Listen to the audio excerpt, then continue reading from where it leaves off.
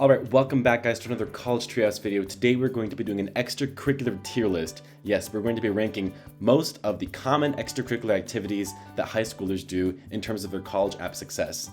If you haven't already, subscribe and turn on notifications and let's get started. Okay, this is a tier list that we have, and these are the extracurriculars that we're going to be working with. As you can see, there's a lot of common extracurriculars, and we have our categories up here on the left.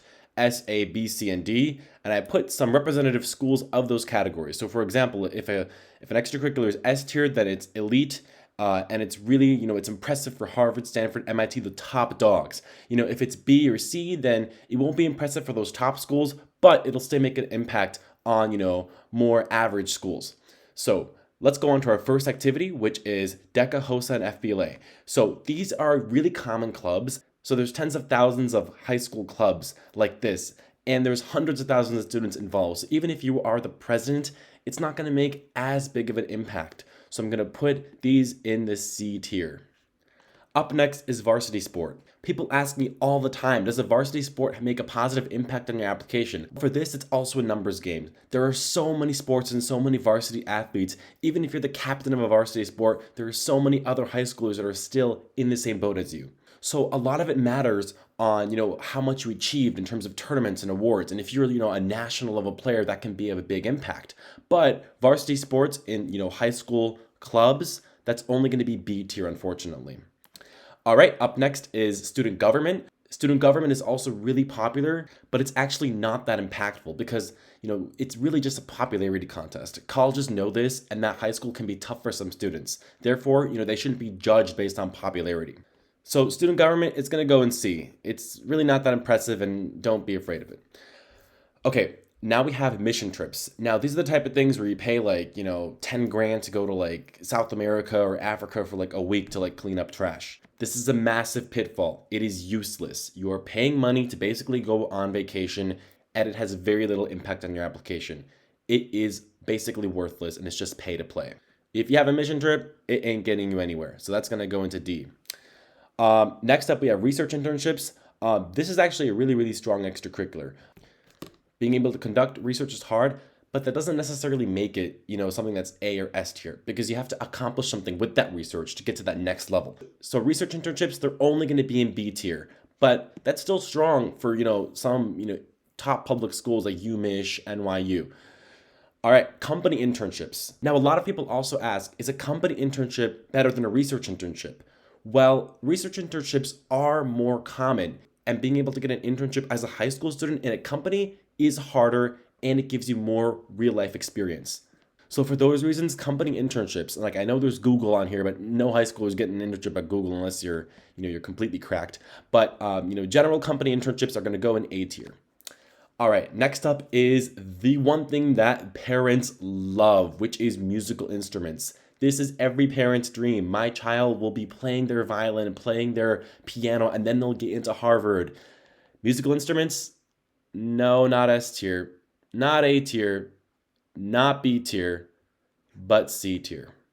Instruments are so common that unless you are the top of the top, and for a lot of these extracurriculars, if you are at the top, if you're the best in the country for something generic like an instrument, it can get you into Harvard, Stanford. But most kids, the average applicant, they're just playing it. They're in, maybe orchestra or band. It doesn't have much of an impact. So there's really not much to be offered. Okay, next up are Olympiads. These are math, science, the top of the top, biology Olympiad, things that are on the national level. And this will be the first S tier activity. Olympiads are very highly valued by colleges because there are tons of competitors. And if you prove to be the best, then you really have that knowledge in that field. And these colleges love those students. Okay, next is Model UN, another really, really common club. This is going to go into the C tier. It is pretty common, even if you're the president of your Model UN club, there's thousands of presidents of Model UN clubs. Okay, volunteering Key Club Rotary, this is another F tier. It's so common that if you don't do it, you're basically the odd one out at that point. You need to find unique activities that help you stand out. You can't just fit with the flow and expect you to get into Harvard or UMich or NYU. It's going to take more than that. Okay, now we have Boy Scouts. This is pretty common as well, and it's also going to go into the C tier. Lots of people involved, but there's really nothing that can highlight your uniqueness. Even if you reach the highest rank, there's going to be others there with you, thousands of others. Our next activity is robotics. Now, unlike some of these other generic volunteer clubs or Boy Scouts or instruments, robotics actually does take more of an investment and it's more higher level thinking. So this is going to go into the B tier. Once again, if you're winning on the national level, international level, this could be A or S tier. But most people, it's not that. So it's going to go into B. The next activity is nonprofits, and this is another very controversial one.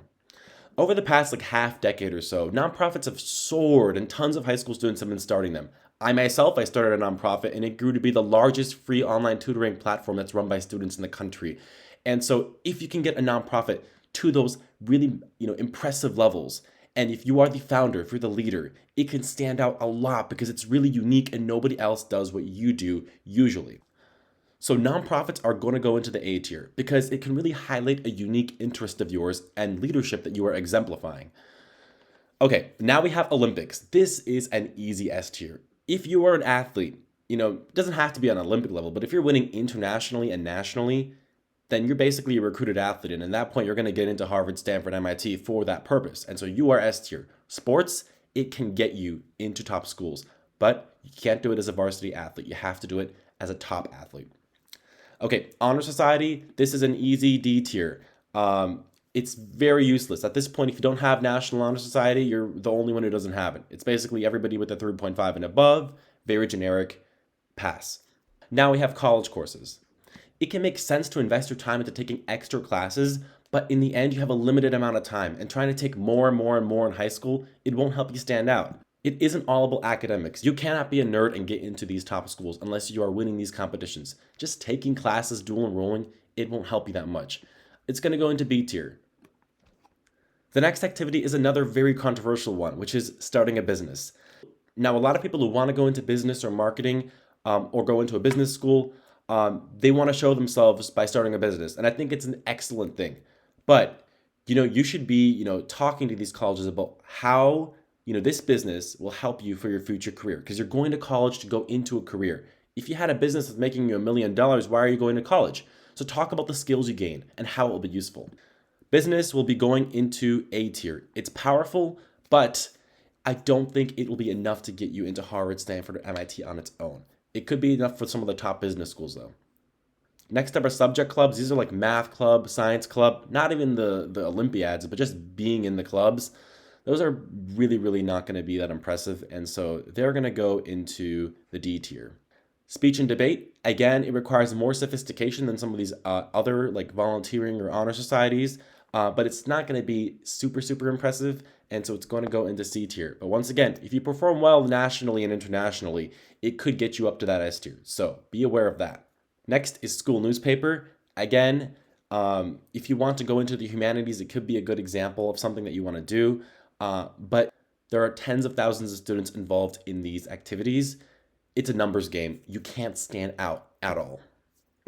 So it's going to go into the C tier.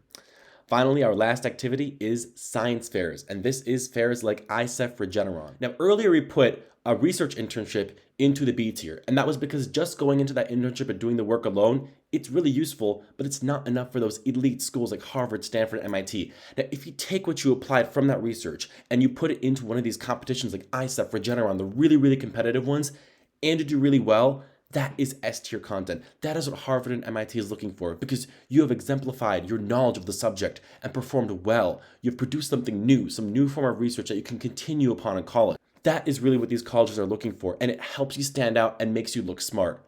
And so science fairs, especially if you win, that is an S tier. Those are basically the automatic admits to these elite schools, these top activities.